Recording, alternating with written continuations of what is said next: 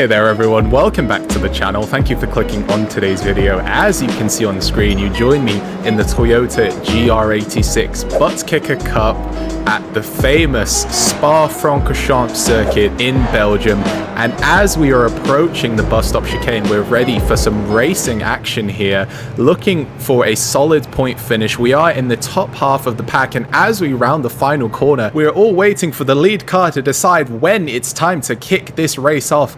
And as we head down the final straight, we are underway here at Spa. As you can see, we're on the left-hand side of the screen, jockeying for position as we head into La Source T1. Let's see what we can do. We have Ivan Pinheiro to our left and German Ariaza behind us. Let's see if we can have the inside line on Ivan here. We take it very tight, hugging the apex, and it looks like we're going to have a better exit. But as I said that, it looks like we have a misshift, and Ivan Pinheiro is able to get ahead. You'll see him pop onto the left-hand side of the screen, and we're not going to fight it up Eau Rouge into Radion on lap 1. That is a very, very dumb idea, let me tell you from experience. But as we tuck in nicely, keeping it in 4th up the hill, because if you go into 5th too quickly, you will lose a lot of revs. But as I say that, we have German Aranza behind us, so let's see what happens here. We're on board on the rear view camera of Pinheiro. Let's see what happens. As you can see, I'm on the left-hand side of the screen. We have German to the right, but it looks like we are going to have the inside line heading down the Kemmel Straight, so we should be able to defend into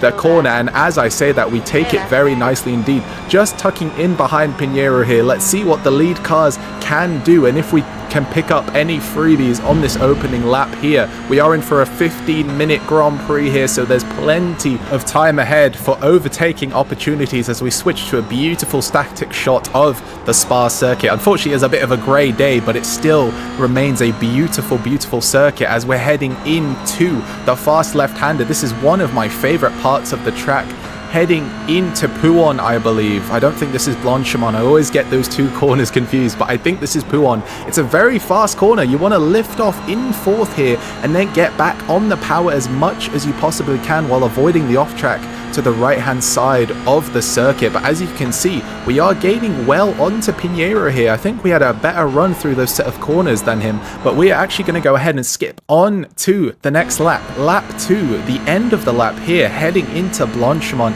And as you can probably tell, there's going to be some absolute spicy carnage heading into the bus stop chicane.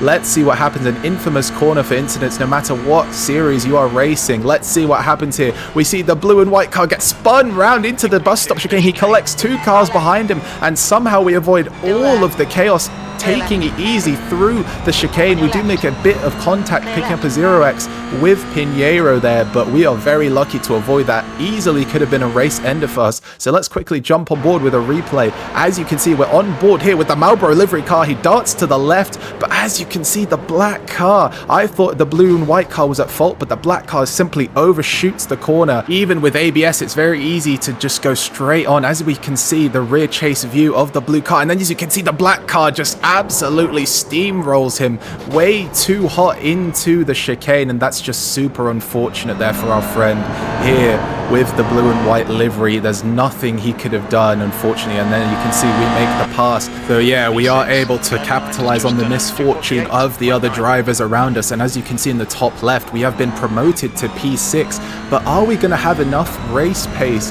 to keep in front of the guys that we just passed? Because obviously the drivers behind us now were all ahead of us, so they had better qualifying times. So let's see. But as you can see, there's a car on the left-hand side.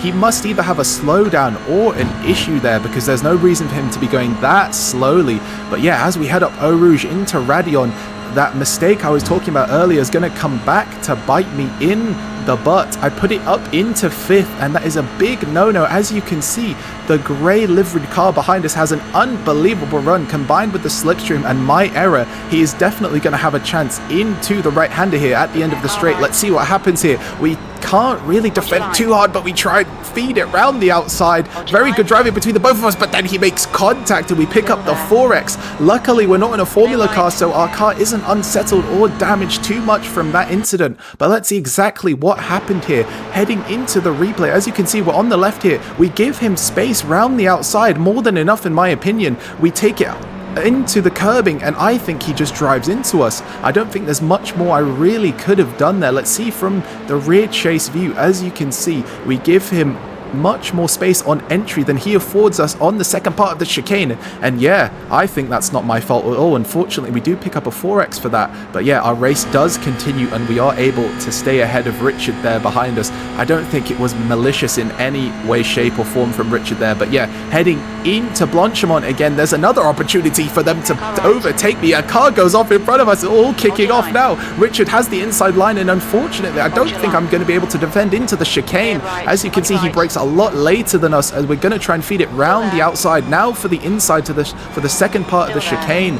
And there you go, not much we can do there. And now we are pressured from behind from a gaggle of cars. Of course, we have our friend Ivan Pinheiro behind us, looking to get that position back that he lost on the previous lap or 2 laps ago. Now heading into La Source, he's going to send it down the inside, and again, there's nothing I can do. He has the inside line. We give him the space he deserves on the racing track, and there we go. That's 2 positions lost in the space of a couple of corners. So yeah, that did come back to bite us. We did benefit from the incident, but their race pace and their strategy seems to be far superior to mine as we head up Eau Rouge once more, and such a thrilling corner to ride on, especially in the Toyota. But now the gap is only 1/10 behind Pinheiro, so it is our turn to benefit from the slipstream down the Kemmel Straight. Let's see what we can do. There is a significant gap from Pinheiro to Richard up ahead, so we should be able to make the pass as they go 3 wide ahead of us. As you can see, is there going to be any contact? One car pulls out, the rest file through in a safe fashion, but then there's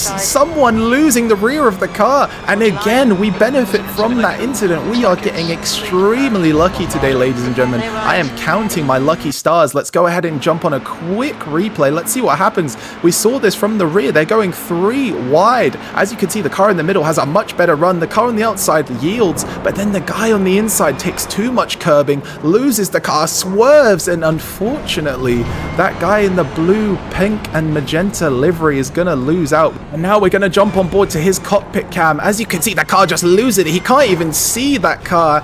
And yeah, he just gets collected. That is just nothing he can do there. But jumping back on board to the live action, look in the top left, ladies and gents, we are in the podium positions, P3, and as you can see, our boy Ivan Pinheiro has the draft on us again, but this time I'm smartly taking the inside line, so we should be able to defend into the bus stop chicane. But why do I brake so early? Jan, mate, that is not how you defend your position, lad. I am kind of shocked that I broke so early there. And yeah, just questioning that decision. Obviously in hindsight, that's easy to do, but yeah, I just don't know why I broke so early. I mean, Ivan just absolutely sent it around the outside, and that is not great racecraft from myself. I cannot lie to you, ladies and gentlemen. But now we have Sean Rayburn in the pink livery behind us, and that is a name to remember for the rest of this race, as now we jump on board to the final lap. And you're gonna want to stick around for this one. Grab your popcorn, grab your beverages, because as we round La Source, this last lap is gonna take your breath away. Let's see what happens here. The gap is now 6/10 up to Ivan Pinheiro, so I don't think we're close enough to get in the slipstream. But as you can see, this sick camera angle, all the cars flying through up Eau Rouge into Radion. You really get a sense of the speed there. Unbelievable camera work right there. You love to see it. But as you can see, Sean Rayburn in the pink and black livery, he's gonna get a run. I don't know if I'm taking Radion and Eau Rouge correctly, because every time I seem to be getting outsped by my opponents. I don't know if that's the slipstream, but it seems like I'm so underpowered going up the hill. But as you can see, Sean has the inside line, and we're gonna try and fight it around the outside. Oh my goodness, this is gonna be a repeat of our incident early in the race. We get tagged from behind. Sean gives us a little bit of an elbow, all in good racing conduct there. But as you can see, we're still alongside. We're getting a very good run into the slow right-hander. But again, we have the outside line. We're getting 2 0Xs there, so the elbows are definitely out, and we just lose out there taking the outside line. You really want to hug that curbing as much as possible.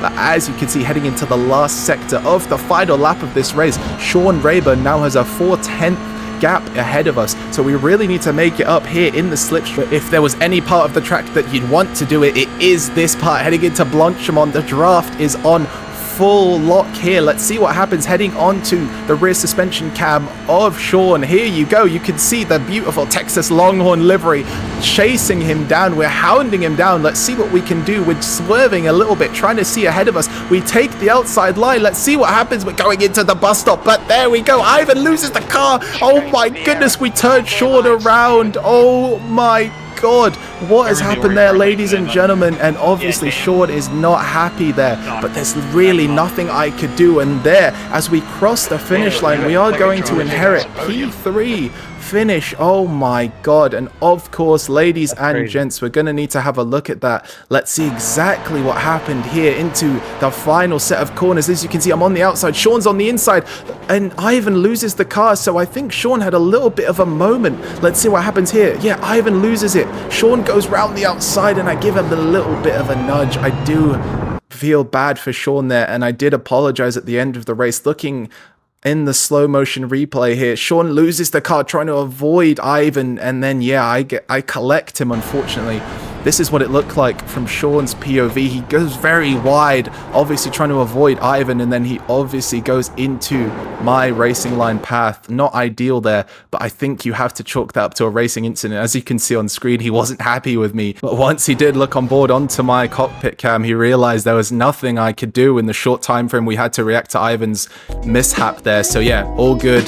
That's going to finish the race. As you can see, we end up in P3 after an absolute gruel of a race around Spa, and we do gain a nice bit of iRacing there. So yeah, all in all, an eventful race in the Butt Kicker Cup in the Toyota. But yeah, a shame it had to end that way, but as you saw on screen, all of the bad blood has been settled. And yeah, I hope you did enjoy this video. We do get a very good result out of it. And yeah, if you did enjoy the video, please leave a like. It helps me out a lot more than you know. And yeah, have a great rest of your day. I'll see you in the next video. Peace.